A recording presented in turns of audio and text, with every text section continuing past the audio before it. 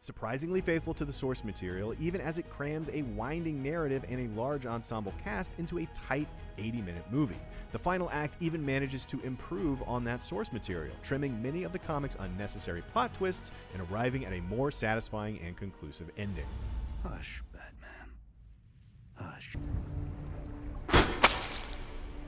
Hey, what's happening, people? It's Batnick here with another video, and today we are talking about a really bad, a horrendous Batman movie. But before we get into that, I just want to say the first section of this video is just going to be me going over sort of the future of the channel and how my content will sort of take a bit of a shift in direction. If you don't really care for any of that and just came for the critique of the movie, there will be both a timestamp on screen and in the comments as to when the critique starts. As a lot of you know, my past videos haven't been very good. There would be really jarring cuts in the voiceover, low quality footage, and just overall shoddy craftsmanship. But a few months ago, I managed to purchase an actual microphone because before that, I would set up my camera, talk into my camera, port the footage into my computer, and take the audio from the footage and put it over some B-roll. It was a super tedious process that kind of resulted in mediocrity. I also used a 2007 Mac because it had iMovie as a free editing software. Now, I decided to subscribe to the Adobe Suite, so now I can use Premiere and edit like one of the pros. Even if my scripts are awful, my videos will sound and look pretty great. Both my last two videos have been recorded with this amazing microphone and edited in Adobe Premiere. I originally started this channel when I was 12, doing Star Wars Battlefront gameplays and comic book movie news videos. Those videos are all privatized because they're honestly, like, unbearable to watch. Since my DC movie slate video, which is the first video you guys see on the channel, I've nuked my channel 2 times by making all my content private. I thought this final try would work out better, seeing as I understand what makes an entertaining video and me knowing what I'm passionate about. I was originally inspired by these guys and I tried to adapt their style. For the past few months though, I've lost most interest in that subcategory of video essay, and I stumbled upon this gentleman, Mauler. I'm sure a decent amount of you have heard of him or the podcast he runs, EFAP, and I just started watching his content and I absolutely adore it. Videos that span anywhere from 50 minutes to 2.5 hours dissecting the logic and consistency of a movie while maintaining some amount of emotion. I love how it's formatted and the overall tone it gives off, so I decided to give it a bit of a go with this video. Instead of doing short video essays, I'm going to put more time into long form video essays and critiques, putting my writing style and thoughts out there for you lovely people, but much longer and hopefully better. Uploads will definitely be less frequent, but much longer than before. If you do want updates or just want to chat with me in general, please feel free to give me a holler on Twitter or Instagram. I'm on there almost every day, and I would love to talk to you guys about comics, movies, or games. But without further ado, let's get into this god-awful movie. Meow. I feel the same.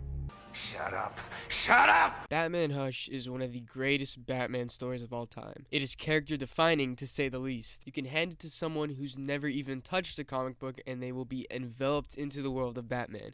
It is the end-all, be-all Batman story. The story was written and drawn by DC legends Jeff Loeb and Jim Lee. Anytime somebody wants to get into Batman, this is one of the stories that's suggested the most. For the past 6 years, DC has tried to revive the animated movie genre. Their line of animated features is technically started all the way back in 1993 with Batman Mask of the Phantasm, which I will be referencing quite a lot throughout the rest of this video. It truly kicked off its own sort of brand in the early 2000s. These films would become some of the greatest pieces of animation and a surefire way to retell iconic stories. Then, DC decided to, in a very subtle manner, to refresh their line of animated movies. Give them a form of a reboot so that these movies would coincide with the newly rebooted comic books. Just to review, you broke the chronal barrier, went back in time, prevented your mother's murder, and completely changed the time stream. Nearly destroying the entire world along the way, yes. For the most part, they would all be interconnected, starting with Justice League Flashpoint and going into Justice League War. The movies would adapt stories from DC Comics' New 52 continuity. Similar to the New 52, the DC Animated Universe, or DCAMU, would be a good jumping on point for fans wanting to get into the stories and lore. So far, the DC AMU has been incredibly lackluster. Each movie would borderline mediocrity and leave most viewers uninterested in asking for more. At one point, the movies would go below the tier of mediocrity and become flat out bad and cringy. One of the biggest problems with having a connected universe is the need to stay in line with an overall story. Writers believe everything has to directly connect back to everything else.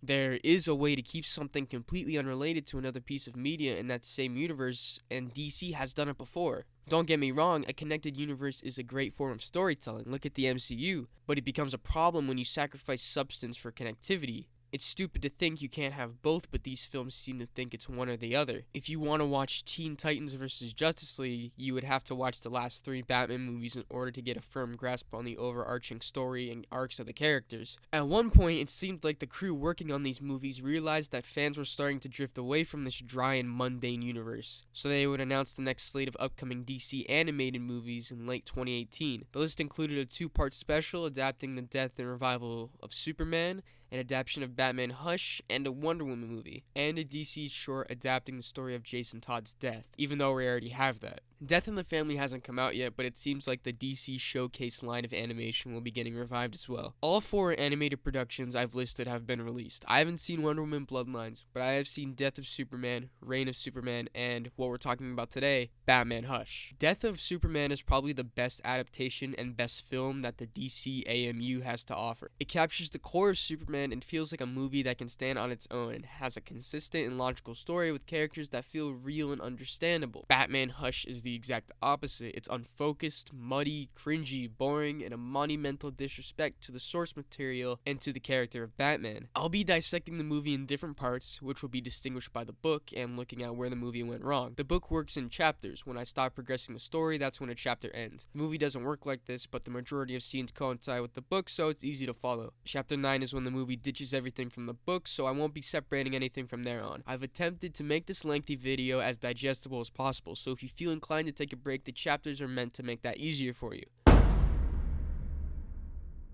This is Thomas Elliot, good friend and world-renowned brain surgeon. Thomas, Selina Kyle. Hello.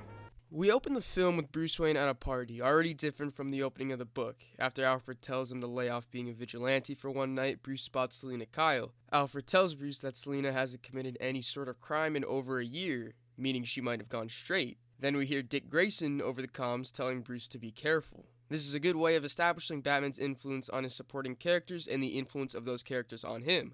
Bruce taught Dick to be more apprehensive and critical when it comes to criminals, and Alfred taught Bruce a lot of his humanity and empathy. This is also a pretty good technique in displaying Bruce's thoughts, instead of having thought bubbles. Most of what's being said here is being said in Batman's head. A lot of comic book-based movies and television will use an outside presence, such as other characters, physical manifestations of a protagonist's fears, to display a character's thoughts and what exactly is going on in their head. Did I tell Liz that I'm Spider-Man? Who is Liz? Who's Liz? She's... I want to tell her, but it's kind of weird, you know? What's weird about that? And what if she's expecting someone like Tony Stark? I mean, imagine how disappointed she'd be when she sees me. It lets you hurt people. It makes you feel like it's for something important, something good, maybe even for God. But that ain't the truth. We both... Sometimes it can be very subtle and other times not. After some odd dialogue between Bruce and Selina... Knock me over with a feather. Bruce Wayne mixing with the swells. To what do they owe the honor? It's mandatory. I'm a board member. We meet Thomas Elliot. We're not even 5 minutes into the film and we're already introduced into who's supposed to be the main antagonist. This destroys any dramatic build-up and tries to build up to a new one because this introduction is so abrupt. There's no easing into it. You could argue that the movie shouldn't have to adhere to the book in every aspect, but when you promise an adaptation of one of the biggest comic book stories of all time, I believe it is your sole duty to deliver on that for the fans, especially when it's animated, meaning you have more liberty to tell the story that should be told.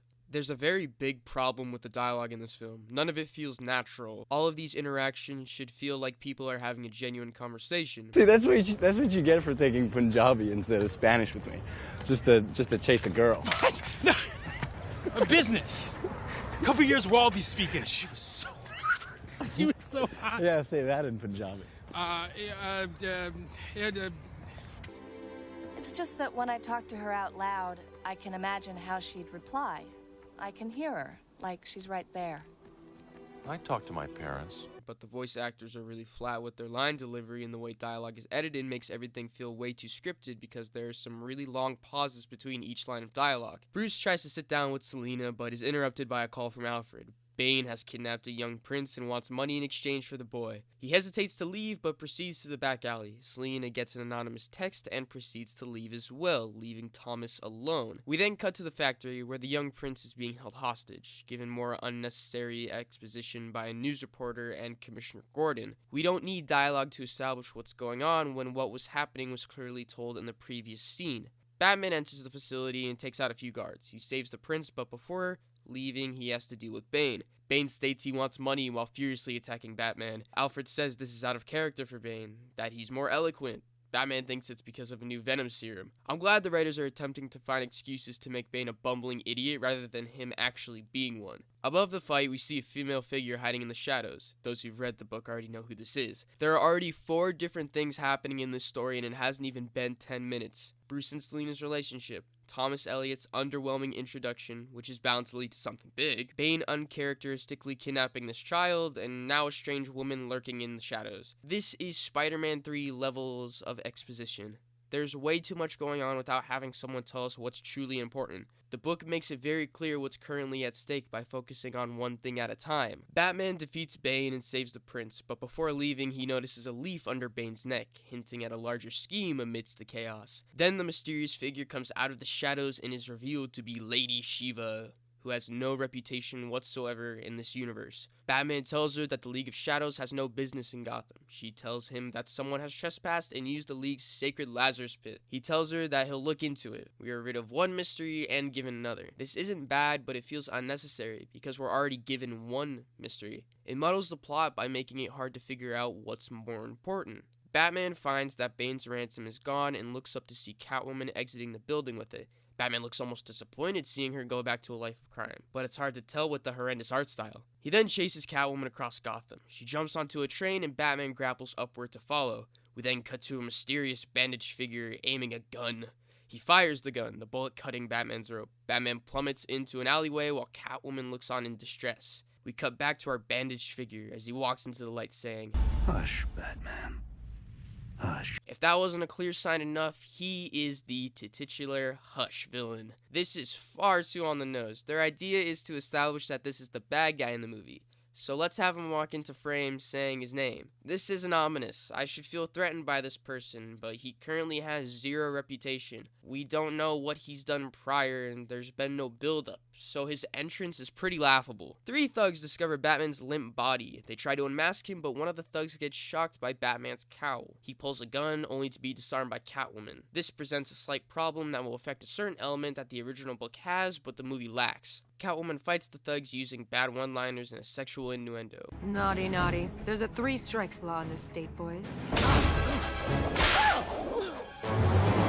You know, some guys pay for that. These will be very much present in the rest of the film. Catwoman is interrupted by Batgirl, who was teased at the end of the last animated Batman film. She beats the rest of the thugs and accuses Catwoman of working with Bane and trying to hurt Batman. This is very unlike Batgirl. She's supposed to be one of the smartest members of the Bat family, but the scene makes her look like a complete idiot. She's trying to stop Catwoman from hurting Batman, even though it's very clear Catwoman is protecting Batman. Get away from him! You're working with Bane and you're going down. Calm yourself, little girl. Come quietly and you won't get hurt. I'm pretty sure anybody could see that. Batgirl tries to engage with Catwoman, but Catwoman leaves, annoyed just as much as the audience. Catwoman then goes to the lair of Poison Ivy, telling her that she was able to get the money. There's a close-up of Catwoman's face, particularly her eyes, hinting at the fact that Catwoman is indeed under some sort of control. To further emphasize that point, Ivy kisses Catwoman right before she leaves. This takes any subtlety or nuance that the character had away. The book makes it much more ominous and dramatic that Catwoman was under some sort of mind control. Ivy looks at her bags of cash with glee until the lights of her lair go out. Our mysterious Hush appears in front of her, telling her she has much more work to do. Yet another problem this movie presents. In the book, we leave the reveal of Poison Ivy's manipulation of Catwoman as just that. The next thing we see is Batman in the alley, but the movie wants to reiterate that Hush is the bad guy. He is the one pulling the strings. Hush cements his superiority over Ivy by threatening her and her plants and tells her she has much more to do. He then hands her a box with a green glow emanating from it, not so subtly hinting at Superman's inevitable involvement later in the film. If we're going by the book, this scene would mark the end of Chapter 1. There are 12 chapters, or issues, of the Batman Hush storyline, and we're only on Chapter 1 of the actual movie, and there are already so many problems. The book opens with Batman doing exactly what Batman does. He's going after the kidnapped boy and fighting not Bane, but Killer Croc, seeing as this is 10 times more logical than Bane. As he's doing all of this, we get the signature superhero monologue, which this movie and just about every other DC animated product avoids. It makes much more sense for live action media to avoid the thought bubble monologue of every superhero, but the animation doesn't really have an excuse. Batman Hush is a book about Batman's psyche and how he sees his world. The movie doesn't really attempt to explore that because they don't use the inner monologue element, even though shows such as Spectacular Spider-Man or My Hero Academia proudly use that technique, and those shows are highly praised. I never asked to be Spider-Man. I never asked for these powers. I never knew it would mean a bashed up hand, a hard 9 p.m. curfew, and friends who all think I'm scum. It's all just a twist of fate. Bad luck, a random bug bite. That is probably one of the major downfalls of this movie. It doesn't try to create a distinct tone. It feels like every other DC AMU entry. It feels dull and lifeless because of the dry voice acting, the overwhelming amount of brown and gray colors, and the boring and unimaginative fight scenes. Take something like Batman Brave and the Bold that's colorful, with exciting fights, substance, and a wide array of voice acting talent, and that will occasionally have Batman talking in his head. If Batman Hush were to do this, the movie would already be so different from the other DC AMU entries. The first chapter of the book introduces its ideas in a very slow manner that it doesn't become convoluted and hard to follow. Batman is saving someone from Killer Croc. Catwoman takes the ransom that was meant for Croc and Batman chases her. During the chase, Batman's rope is cut and plummets into the city. Catwoman is concerned, but ultimately ignores Batman and heads back to her supposed base, until it's revealed that Poison Ivy is most likely controlling her. While all this is happening, we're getting Batman's inner monologue. It helps establish what exactly is going on without detracting from different characters. That's the first chapter. Lady Shiva doesn't show up, Bruce and Selina's relationship isn't front and center.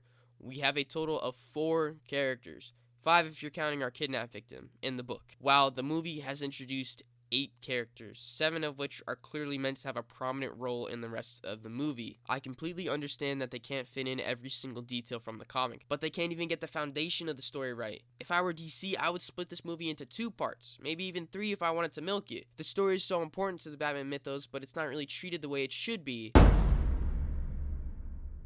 His head injury is beyond me, I'm afraid. He needs a hospital. Batman can go to the hospital? Batman is lying in bed in the Batcave, badly injured from his fall. Alfred says fixing Batman's current wounds are beyond his own skill set. He says he'll contact Thomas Elliot, who's a renowned surgeon, and send in Batman as Bruce Wayne. Nightwing says he'll wreck one of Bruce's cars in order to create an alibi for Bruce's injuries. Batgirl delivers one line of dialogue, and is never to be seen again. What a waste of a cameo. We then cut to Thomas Elliot talking to a now conscious Bruce about his injuries. We get absolutely horrendous and stilted dialogue that's supposed to come off as 2 best friends having a conversation, but it feels like I'm playing Telltale's Batman. I'm serious, Tom. I want to be a better friend. Bruce, I will always be your friend. Thomas Elliot leaves the room with a look of anger on his face, like there's something larger going on with this character. Hopefully. We're back in the Batcave. Bruce plans on heading to Blackgate Prison, presumably to interrogate Bane. Alfred suggests Bruce takes a different suit, seeing as his old one is basically destroyed. This scene is really meant to tell the casual audience how Batman gets his new blue and gray suit, when in the book he always had the blue and gray suit. This scene seems absolutely pointless, since the book doesn't have any of this exposition. I understand you have to establish that he gets a new costume, but it would work much better if we had a passing line of dialogue from Commissioner Gordon or Alfred. Gordon asks Batman about his new suit, and Batman answers with, "It was destroyed," or "It got lost at the cleaners." Batman isn't always serious, he can crack an occasional joke. Though I have to admit she came a lot closer than you ever did. Puddin'. This would help establish a real relationship with other characters instead of pointless scenes that break the flow of the plot. We're now at Blackgate. Commissioner Gordon tells Amanda Waller that moving Bane out of Blackgate is pointless. He leaves the room, frustrated, as Batman enters from the shadows. Once again, we get another pointless exposition dump along with a pointless mention of the Suicide Squad because they recently had a movie in this universe. We don't need this. Just cut to Batman interrogating Bane. We already know why. It's already been established that Bane may be working with Ivy, so it only makes sense that Batman would want to talk to him. We don't need to be spoon-fed. There's a reason they teach us about critical thinking in school. If they cut this scene, they would have room for so much more. Bane attempts to break out, and Batman supplies Amanda Waller with tranquilizers to subdue him. Bane arrives at Ivy's lair, only to find Catwoman. He demands his money, but Catwoman tells him Ivy mind-controlled the both of them. Bane attacks Catwoman, only to be easily taken out by Batman and Amanda Waller's agents. The absolute disrespect for Bane is off the charts. He's the man who managed to break Batman, both physically and mentally. To see him be treated like such an idiot is a disgrace to the whole point of the character. After Bane is apprehended, Batman and Catwoman agree to work together in order to find Poison Ivy, because Catwoman wants payback. We then get the famous kiss in the moonlight, except it's so faded and an overall ugly shot. It lacks the beautiful color and scale that the original panel had, and it makes Batman look super horny because of the lack of inner dialogue, which will be addressed in a moment. We've done this dance for so long. Aren't you just the least bit? Don't you dare laugh at me! Why? I thought the Joker always wanted to make Batman laugh! Chapter 2 and 3 are mashed together, and it kind of undermines the mystery and the world building that the book supplies us. In Chapter 2 of the book, instead of Batgirl saving Batman, it's Huntress. She's clearly at the bottom of the Bat family, which is set up for a later conflict. It seems not many people respect her or really want her help. At this point, Thomas Elliot isn't even in Gotham. Bruce tells Alfred, partially conscious and through Morse code, to fly Thomas in. Through Chapter 2 and 3, there are flashbacks to Bruce and Thomas's children. This helps flesh out their relationship since we didn't even know he existed until now. The movie doesn't do anything like that, so we can't really grasp that full depth of their friendship. It's like they're expecting their viewers to read the comic, even though it doesn't really adapt the comic very well. The chapter ends with our mysterious figure cutting out a picture of Bruce Wayne with Batman's monologue over it, realizing someone cut the bat rope. This is a pretty big revelation because the first issue makes his rope ripping seem so minor to some degree. Now that Batman knows someone cut his rope intentionally and that it didn't just break, he knows that there's a mystery afoot. Chapter 3 is really just the interrogation of Killer Croc and him escaping to fight Catwoman. While it's happening, Thomas goes to visit Bruce, only to speak with Alfred. They exchange some more dialogue, fleshing out the relationship Thomas has with the Waynes, and leaves Alfred giving an almost ominous message, like he's almost threatening Bruce, leaving Alfred almost disturbed. I'm going to say it now, that in almost every chapter of the book, there is a flashback to Bruce and Thomas as kids. They're not all worth mentioning because they all have the same intention in fleshing out their relationship. They're all beautiful, they're all beautifully drawn, but they're not worth mentioning every single time they pop up. Batman and Catwoman share a heartfelt moment that leads to the iconic moonlit kiss panel, which is drawn fantastically by Jim Lee. Batman doesn't come off as horny in this scene because we get some really important inner dialogue that's meant to contribute to Batman's arc. Criminals by nature are a cowardly and superstitious lot. To instill fear into their hearts, I became a bat, a monster in the night, and in doing so, have I become the very thing all monsters become? Alone? Batman accepts Catwoman's kiss because he feels alone. He feels he's become a soulless monster who will live the rest of his days alone until he dies. It's poetic, but the movie makes it seem so shallow because we don't know what Batman's truly feeling in that moment. It's never established that Batman is feeling detached from everyone. We got one scene where he tells Thomas he wants to be better friends, but that doesn't mean he's detached. In the beginning of the movie, he's interacting with people. He's attached at the start. There is no precedent set that he's become more detached than he's ever been. So now you're trying to set me up with a jewel thief? At this point, I'd set you up with a chimpanzee if it brought you back to the world. There's nothing out there for me. And that's the problem. You hung up your cape and your cowl, but you didn't move on. You never went to find a life, to find someone. He has both Nightwing and Alfred on his comms. He is out socializing, talking to people. In the book, it is said multiple times by a plethora of characters that Batman has become closed off. Batman even says it himself. All we need, the bare minimum we need, is a few lines of dialogue to tell us that Batman has become more of a recluse as of late. He's acting more broody than usual. But once again, he doesn't come off as any of that in this scene. There's really nothing tangible between these two characters. It just makes Batman come off as he wants to bone Catwoman. In the book he does, but it's much more subtle and, like I said, poetic. This drops that entirely. Bruce Wayne, this is Clark Kent. I believe we've met. Yes. After Batman and Catwoman share their moment, we cut to the two interrogating thugs for the location of Ivy. And I can't help but call out this cringy line of dialogue from Catwoman. God, you're hot when you smash stuff.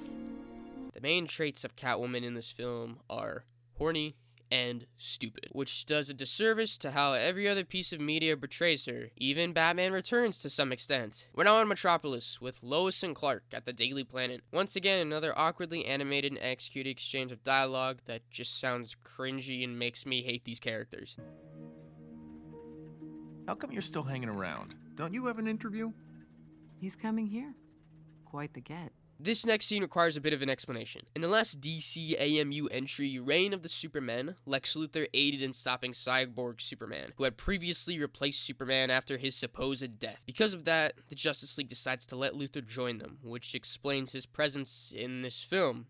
Sadly. What Batman does is he breaks into Lex Luthor's penthouse in order to obtain information about a chemical that may help in tracking Poison Ivy. He gives him the information he needs, and he leaves. Again, this seems like another pointless cameo that even if you were adapting the book 100% and it was an actually good adaptation, you wouldn't really need the scene. Catwoman tries to trick Ivy into believing she's under her influence. Ivy doesn't buy it, and they fight. Batman swoops in to save Catwoman from death. Before being able to take her in, Superman breaks through the wall, clearly under Ivy's control. The book follows almost the same, besides a few minor details. Once again, the only thing worth mentioning is another flashback centered around young Bruce and Thomas. Jeff Loeb makes it clear that their relationship is meant to be one of the main focuses of the story, despite a lot going on. Once again, the movie fails at making me feel any sort of connection to any of these characters. In fact, I've come to hate them for the most part. Like, the ending kind of saves Batman from me tolerating him,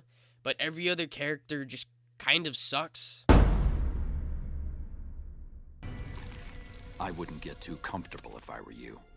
Shit. This is probably the only decent part of this movie. 95% of it is taken straight from the comic, and they don't really falter on any of it, for the most part. Batman and Catwoman are being chased by Superman. They manage to snap Superman out of his mind control and find Ivy. They interrogate her and find out that she was hired by someone named Hush to mind control Catwoman and Bane. All this is great, except for one glaring problem: the portrayal of Batman and Superman's relationship. They're more frenemies than anything, and even saying that is a stretch. Superman essentially demands Batman and Catwoman to leave Metropolis. I think your business here is done. Because in order to snap Superman out of his mind control, Catwoman takes Lois Lane hostage, pushes her off a building, making him save her. In the distance, our bandaged figure, presumably Hush, watches Batman and Catwoman. The screen then fades to black. Everything goes practically the same in the book, besides learning about who hired Ivy. The mastermind behind everything hasn't really been revealed or acknowledged, and Superman and Batman talk like they're best friends, and it works really well. Their dialogue is playful and helps establish that these two characters, despite being vastly different, are great friends. The Watchtower picked up this anomaly a few hours ago. Batman, it's really you. Am I missing something? Sorry, it's just that... I've got some things to say. I should have said them when you were here, but... Despite our differences, I have nothing but respect for you. I hope you know that. You showed me that justice doesn't always have to come from the darkness. In the movie, they act like teenage girls who hate each other, and it's really dumb. It's kind of irritating to say that Bruce Wayne and Clark Kent had more chemistry towards the end of Batman v Superman and in Justice League than they do in this movie, despite the relationship that should have been fleshed out in the past few movies. So these next few chapters are going to be extremely lengthy. So if you want to pause or maybe take a break, now's a pretty good time. Look at you making an effort. So wait, Does this mean Selina is two-timing Batman with you, or vice versa? We're now at Wayne Manor as Bruce prepares for a date with Selina Kyle, who doesn't know that he's Batman and isn't aware that he knows that she's Catwoman. This scene adds absolutely nothing other than trying to strengthen the idea that Bruce is opening up for once. This would be great if that inner conflict was established at the beginning of the movie, but there is no inner conflict that's established. And on a side note, Batman has never been closed off in this entire universe for the most part, besides like one part in Batman Bad Blood when he was being mind controlled, so I don't really understand that whole thing. There doesn't have to be an inner conflict in every single Batman story, but in Batman Hush, that is the main idea of the story. Batman has become so lonely and almost broken that it's extremely difficult for him to open up on his own, but there's no sign of any of that being a problem in this movie. It is trying to tell a classic Batman adventure like this is a day in the life of Batman. On his way to the date, Bruce gets a call from Damian, his biological son, which is a reminder that he exists and was the focus of 3 out of the 5 DC AMU Batman movies. Everything that I just said about Bruce's inner conflict is used as comedy in the scene. I understand. This never-ending mission of ours is a lonely endeavor. If this trollop provides some carnal release, so be it. Trollop. It doesn't really serve a purpose other than Batman's son telling him to use protection and cover his drink. For I must insist that you use protection. And another thing, cover your drink. Goodbye. This would be great if it didn't take up screen time that could be used developing the ideas that this movie is based off of. But instead, it kind of gives off the impression that everything is relatively fine and normal, when it shouldn't be. The next few things I'm about to say aren't in the book at all and don't serve the story in any way. Harley Quinn is forced to help Hush because he kidnapped Joker. We get an awkward scene between Bruce and Selina in her apartment. Bruce says he wants to change a few things in his life, implying that there is conflict in him, a conflict that wants to be resolved. But in the 37 minutes of film we've been in, there is no sign of any inner conflict once again. We're never really introduced to the idea of Batman being conflicted in this movie. He's pretty perfect. He has great allies and friends with no real problems, and now he's found someone he bonds with. For some reason, it's not really clear why Batman and Catwoman are really together. It just kind of seems like they're two horny teens. There's no real urgency to anything he does. At least the first Batman film in the DC AMU gives us some development. Albeit not very well executed development, the intention is still there. Anyways, while at the opera with Thomas Elliot, Harley Quinn interrupts the show. She targets Bruce Wayne for an unexplained reason and starts firing. Bruce exclaims to Thomas and Selina that Harley wants him. Again, what is Harley's motivation for going after Bruce Wayne? The scene is at an opera house where everybody is most likely bottom of the wealthy class at the least. She could go after anyone that's 10 times closer to her, the entire front row. But in order to create any drama or stakes, she targets Bruce, who's all the way up on the balcony. They could have easily copied the comic line for line, panel for panel, but they can't even achieve that. They can't even get Harley Quinn's costume right. They have to give her a weird costume that doesn't have any sleeves for some reason. Bruce sends Thomas away with Selina as he goes to distract Harley Quinn and her goons. Clearly, subtlety isn't in Bruce's vocabulary because he doesn't even attempt to show any sort of struggle against Harley's goons. He's kind of flat out saying he's more than a billionaire, possibly the vigilante Batman. I mean, I don't think it's too above Harley Quinn to connect the dots and say Bruce Wayne has a lot of money and he knows how to fight and take on armed goons by himself, so why wouldn't he be Batman? But I guess every character that's not Batman is a complete idiot. Before delivering a killing shot to Bruce, Harley is stopped by Catwoman. Back at the main entrance, Thomas runs back toward the theater. Harley is able to gain the upper hand against Catwoman by dropping theatrical lamps onto her. Before she hits the ground, Batman saves her. He goes after Harley, rushing down the alleys covered in rain, only to find the dead body of Thomas Elliot. And who lie in front of the dead doctor? The Joker, holding a gun with a bang flag on it. The book goes almost the same, but you could argue that it doesn't at all. There were actual stakes, such as Harley stealing Thomas's necklace that originally belonged to his late mother, or Leslie Tompkins, Bruce's only maternal figure, being threatened by Harley. The book takes much more pride in its dialogue and world building with simple callbacks. The movie needs elements like that in order to sell the urgency and stakes to us, in order to make the characters feel real and believable. This movie doesn't feel like it has any of that urgency. The best examples I can give are Batman Under the Red Hood and Batman Mask of the Phantasm.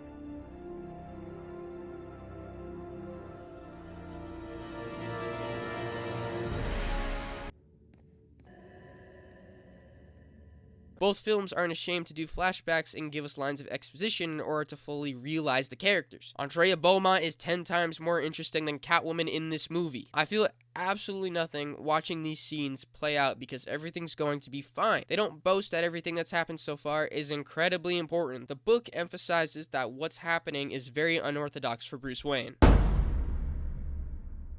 Oh boy, this does not look good, does it? Joker. We're back in the alley. Batman has just found his best friend lying there dead on the ground with the man who's tormented him his entire life standing above him. Batman is enraged. He starts beating the clown as he pleads that he's innocent. He begins choking the Joker, fully planning to murder him this time, until Jim Gordon comes into the alley and begs him not to. Not over him. He says that Gotham needs a Batman. Batman lets go of the Joker and walks off in silence. Do not make me do this! Not over him! I won't let you throw your life away! Gotham needs Batman. Why? I thought the Joker always wanted to make Batman laugh.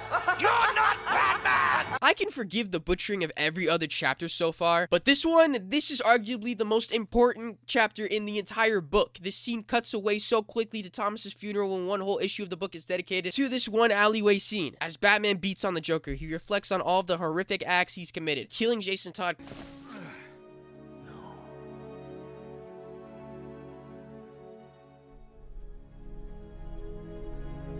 crippling Barbara Gordon,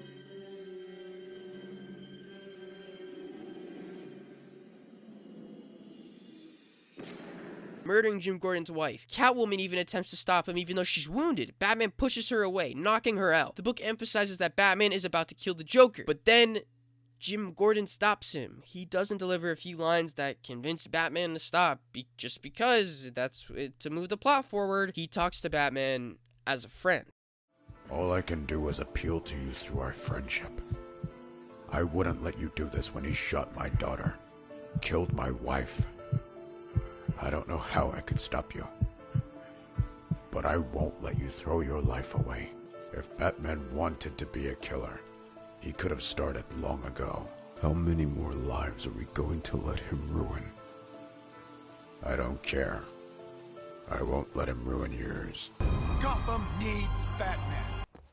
You be as quiet as possible, or I'll put one in your lap first. Instead of Batman walking off like the biggest dick on the planet, he gets up and he walks away with one of his best friends, Jim Gordon. He treats him as an equal, and in the distance stands Hush. He pulls a coin out of his coat, flips it, and it lands on heads.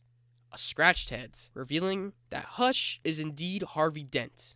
At the moment, at least. That entire subplot is non-existent in the movie, which I'm fine with because it never contributed to the overall story anyway. Hush in the book is an identity that multiple people use, but in this movie, it's only one person, which isn't necessarily a bad thing, but then again, kind of takes away the whole mystery and the whole whodunit aspect of the book. This movie does not slow down to develop its characters at all. Nobody has an arc. That wouldn't be a bad thing if that wasn't the case for the past 3 Batman movies. This character is completely static, a character that works well like that is John Wick or Wolverine, because it's the preset ideas of the character that establish who they are and why they're like that. John Wick doesn't progressively become a better assassin, he's good from the start. It's the dialogue given by multiple characters that sets the standard for what to expect. I guess I should have expected a sorry excuse of a Batman film that's clearly just a cash grab.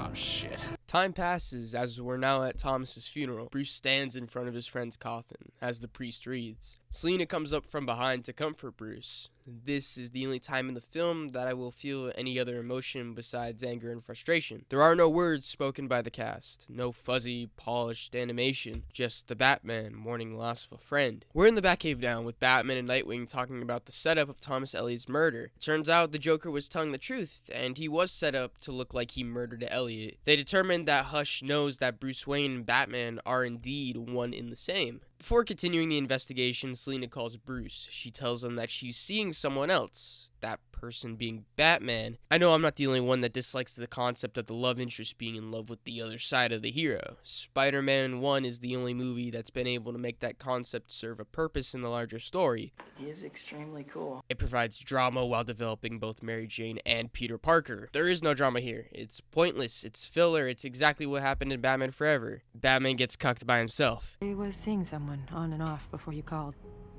It's complicated. Ah, a mystery man. You have no idea. Well, may the best mystery man win. Nothing but search the planet for this pathetic pile of evil death-worshipping garbage and send him off to hell. After hanging up, Batman and Nightwing are alerted to a bank robbery by the Riddler. While in the Batmobile, Nightwing tells Batman he's all for his relationship with Selina Kyle, but if he really wants to make something of it, he has to tell her everything. They knock down the armored car and fight the Riddler's henchmen. Batman goes after the Riddler down an alley and apprehends him. He asks Riddler what he knows about Hush, but before answering, Riddler calls attention to a figure in the distance. It's Hush, in a nearby building, staring out the window at Batman and Riddler. Batman goes after Hush in an abandoned clothing store. Hush threatens everything that Batman has, tormenting him. This is actually a really cool visual scene with Batman smashing mirrors.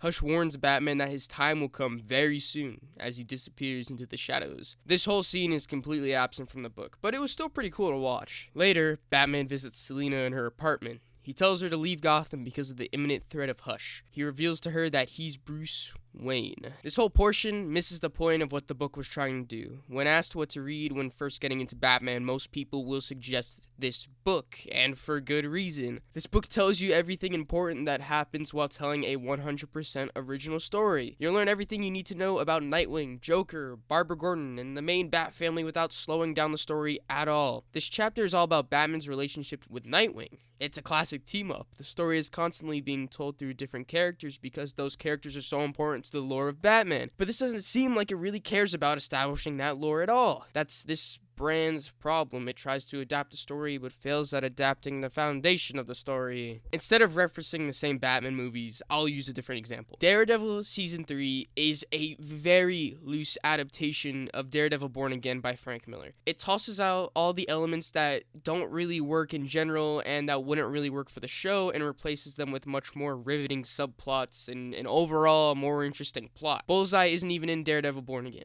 but they use him in the show because it works for the narrative. They somehow retell Born Again better than the original story, but both serve as testaments to the character. They both tell who the character is, but in different ways. I really don't get how you can fail at retelling a story that should be just as important as the origin story, but they somehow do. Since you're not leaving town, maybe we should go to my place. Wayne Manor? Better. From here on out, the majority of the book is trashed for completely new and worse stuff. So the rest of the video won't really have any sort of distinction in terms of chapters. So this will be the longest chapter. They'll pay homage to certain moments from the book, but I see this as more disrespectful than anything else. Batman and Catwoman have cartoon sex and then head to the Batcave. And then we get a montage of the two being a dynamic duo. They have sex. A lot of sex. And as we slow down, we're now seeing the two act like a cliche married couple, and I'm not even exaggerating. They'll have breakfast together, Selina will walk up to Bruce while he's reading the daily newspaper, and she tries to convince Bruce to take a vacation, but he insists on going after Hush.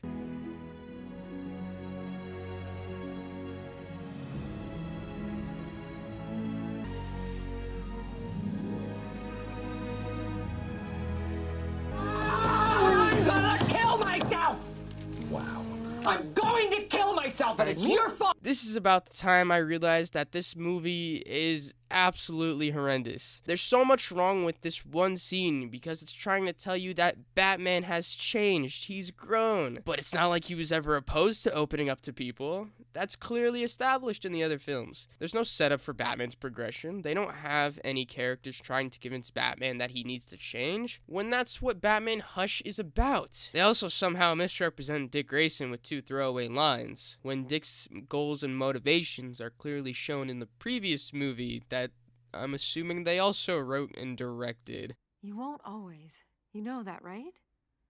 Dick will take over one day. Isn't that what you've been grooming him for? He's not ready. You'd like it, wouldn't you? If he never came back, then you get to keep that suit. I've struggled for years to get out of Bruce's shadow, to build a life for myself as far away from his world as possible. And the last thing I want is to be wearing this damn thing.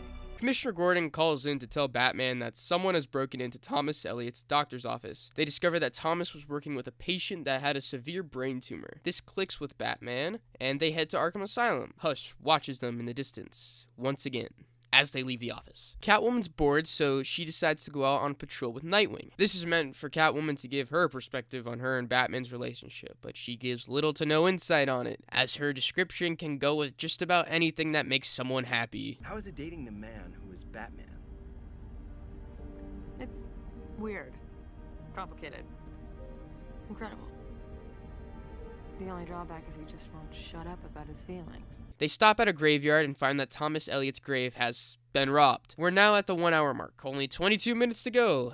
Let's see how badly they can screw this up. Scarecrow surprises the two and hits Nightwing with fear gas. This universe seems to butcher the character of Dick Grayson at every chance they get. The mistreatment of some of the best characters in comics has become really downright laughable at this point. Nightwing fights Catwoman, believing she is some sort of feline monster. This doesn't really make sense, as fear gas is supposed to bring out your worst fear, unless Nightwing's worst fear is furries. But in all seriousness, that's the reputation of Scarecrow's fear toxin. In Batman Arkham Asylum, Batman hallucinates that Commissioner Gordon dies, and that he kind of dies. In Batman and Robin Eternal, Dick Grayson is hit with fear toxin and hallucinates that he's not good enough to be Batman's partner. Batman tells him it, all the villains tell him that. In Batman the Animated Series, Batman hallucinates his father, telling him that he's a disappointment. You are a disgrace. In Batman Hush, the critically acclaimed graphic novel, Huntress believes she's fighting herself when she's really fighting Catwoman. Fear gas is not a hard concept. It's completely self-explanatory. So I guess in the DC AMU, Dick Grayson is afraid of furries and BDSM.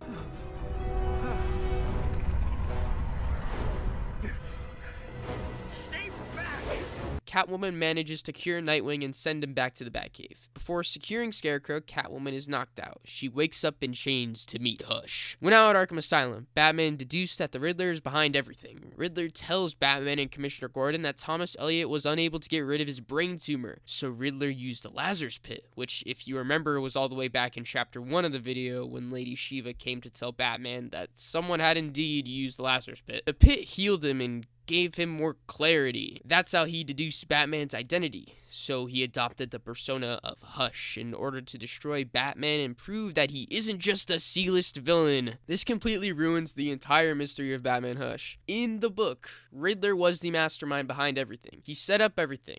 But he wasn't actually Hush. Thomas Elliot and Harvey Dent took that name. But forget I mentioned Harvey Dent because he's pretty irrelevant to the story. Thomas Elliot wanted to get back at Bruce Wayne because he was jealous of everything Bruce had. Bruce's parents died when Bruce was a young age, so Thomas wanted the same thing because Bruce ended up getting all of his inheritance. So, in order to obtain said inheritance, he caused a car crash, killing his father. Thomas wanted both his parents dead so he could get all the money like Bruce did, but his mother managed to survive, dying from cancer years later. The Riddler would use that as a means of adding to his plan.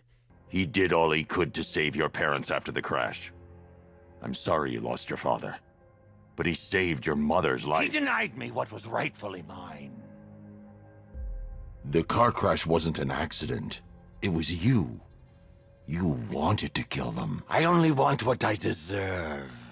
Bruce Wayne had his riches handed to him on a plate. He never had to fight for anything in his life.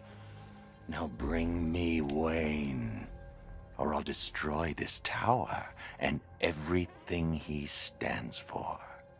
Everything else goes about the same, except Riddler didn't go insane from using the Lazarus Pit like he did before. After Batman figures it out, Riddler threatens to out him as Bruce Wayne, but he reminds Riddler that he used Ra's al Ghul's Lazarus Pit, and the League of Assassins are still trying to figure out who used it. So in the end, the Riddler doesn't necessarily win, but neither does Batman. And I'll address that later. That's a really stripped retelling of the story, but there's a lot of minor details that won't necessarily make sense to any person who's a casual fan. But anyway, back to the actual movie, if you want to call it that. Batman whips out a batarang and slits Riddler's throat, but instead of blood, it's clay. It turns out Riddler was controlling Clayface from a warehouse. Gordon tries shooting at Clayface, even after more than 7 bullets pass through him. This has been a problem throughout a lot of media. Characters will shoot at things even after it's crystal clear that it's not working. Jim Gordon is not an idiot. He eventually becomes Batman at one point, and a pretty decent one. Stop undermining characters' intelligence because it makes Batman look smarter. This happens in almost every animated Justice League movie. A character says something incredibly stupid, something that even a 10-year-old could comprehend, and Batman will correct it. Maybe I could move the Earth out of the way. If we had a week, I couldn't list all the reasons that won't work. You have a plan? Stop doing this. Jim Gordon is not a dumbass. Batman defeats Clayface and goes after Riddler. Back at the warehouse, Riddler has Catwoman trapped and chained in garbage, in a crane, held over fire. He rips off his bandages to reveal a pale body and a big scar in the shape of a question mark on his head. Wow, that's pretty quirky. This kind of stems from a greater problem with the Riddler in recent years. Writers like to make him seem super edgy and more psychotic than he actually is. The Harley Quinn show gave Riddler the question mark. Tom King had a question mark carved into Riddler's chest, and now this. Not all Batman villains are super silly and goofy. That's the irony of the Riddler. He's dressed like an idiot and has a pretty stupid gimmick when he's one of the smartest Batman rogues, and arguably one of the smartest people in the DC universe. Batman Hush is the story that cements that idea. Catwoman has been reduced to a damsel in distress, which would be fine if it wasn't Catwoman who was the damsel. That's kind of the point of her character. She doesn't need anyone to save her. Batman tracks Riddler down to another abandoned warehouse while he explains his evil plan to Catwoman. While searching for her through hallways of the warehouse, Thomas Elliot's corpse drops down from the ceiling in front of Batman, confirming to us once again that Thomas Elliot is truly dead. All hope is... It's basically lost for this movie. It's gone. There's none left. Batman and Riddler fight for a bit, which once again proves even more that the people writing for this movie don't read many comics. He gets the upper hand on Batman and would have won if it weren't for Catwoman stopping him. The Riddler should never be a physical match for Batman. He should never be able to stand a chance. He went through all of Zero Year without actually laying a finger on Batman while managing to take over the entirety of Gotham City and turn it into a war zone. He was able to torment Batman and his allies all without touching Batman. Batman delivers a really cool and funny speech, and this is the first time in the movie that Batman kind of resembles the real Batman. I repeat, what do you think of me now? That you're the same insecure C-lister you were before you went into the Lazarus Pit. Other than that, this is just another final battle. Nothing special and nothing breathtaking. Riddler almost falls to his death as the warehouse collapses around him, only for Batman to latch onto him with a grappling hook. Catwoman pleads with Batman to let him go before they die, but he won't. She cuts the cable with her claws, letting Riddler plummet to his fiery death, and they escape just barely. And we finally get something. We get a character-defining moment from both Batman and Catwoman. It only took 1 hour and 16 minutes. Batman tells her the Riddler didn't have to die. It's genuinely beautiful at this point. I will take anything. Catwoman calls him crazy and says he'll never change. She walks off, leaving Batman alone, thinking to himself, someday, he'll change. He didn't have to die. He had to try. If someone can be saved, I have to try. You and your goddamn code. And you'll die because of it. You know this, right? Will that make it all better? Without a code, I'm no better than them. No, I changed. I would have changed more, a lot more. For you. For us. But you won't. Or can't. Maybe someday. But not today. Someday. Oh my fucking god! Yes! Yes! Yes! Yes! That's essentially how the book leaves Batman. But it's under a completely different context. He almost beats Hush, but he ultimately escapes. The final moments of the book are between Batman and Catwoman. They're so close to forming a strong relationship until Catwoman simply tells Batman to hush. He starts freaking out, asking Catwoman why she would say that. Catwoman is startled, is stunned, and freaks out, so she leaves him. And as she walks away, she tells Batman that maybe one day he'll learn to trust people and accept people. Batman sits alone in the graveyard, thinking to himself, someday.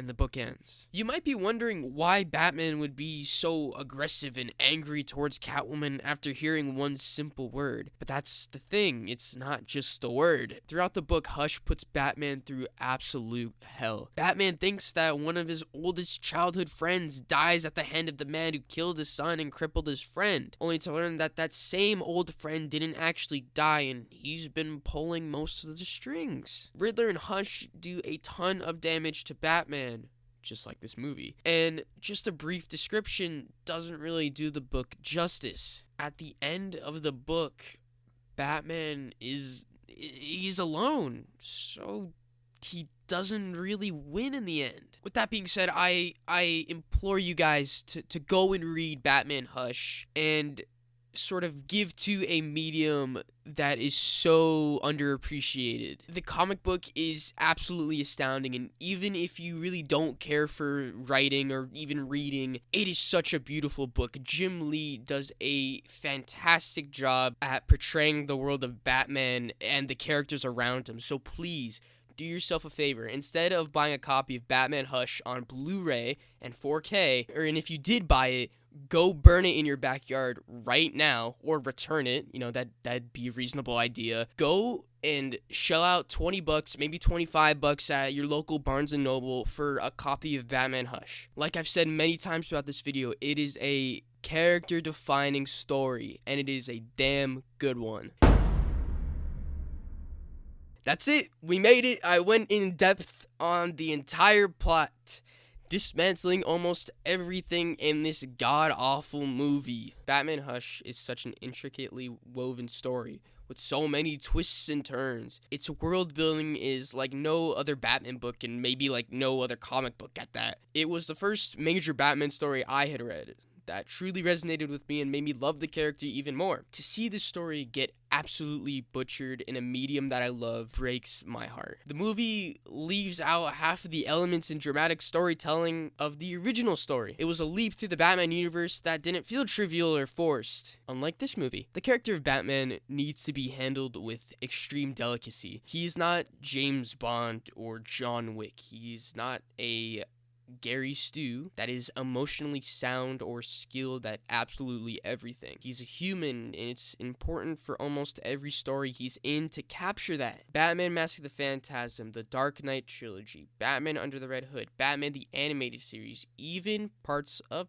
Justice League show somebody who's emotionally broken and ultimately vulnerable a lot of the time. Somebody who is flawed and makes mistakes. A vulnerable Batman is the best Batman, and I believe that's a mindset that all writers should have when approaching character like Batman. I wholeheartedly think the direction they're going with these DC AMU movies will never change. They follow their release rate of Marvel movies, but they only have 2 or 3 genuinely good movies, so it's nothing like the MCU, really. Besides film, DC is really only going downhill right now. All of their shows, besides Doom Patrol, are run by people that don't understand that these adaptations are failing on all accounts. The animated television department is almost halfway dead, not only with DC, but with TV in general, with the Harley Quinn show being the only saving grace for DC at the least. Hopefully, by some miracle, the DC AMU will shift directions completely and it won't be too late. Maybe we'll get a movie that's Death of Superman, but like 10 times better than it already is. But I can only hope. Someday. So yeah guys, that's gonna do it for this video. I hope you guys enjoyed this pretty lengthy video on my thoughts and analysis of Batman Hush. And if you guys do enjoy the video, feel free to leave it a like, and if you want more of my content, you know, hit the subscribe button. It's free, If you want more updates or you just want to chat with me, hit me up on Twitter or Instagram. And yeah, that's going to do it for this video, and I will see you guys in the next one. I've been so alone ever since I left the tribe. That's just how it goes, guess I like the lonely vibe. But they'll never know, cause I'm always on my grind. And I live a lonely life, and I'm never getting stressed, cause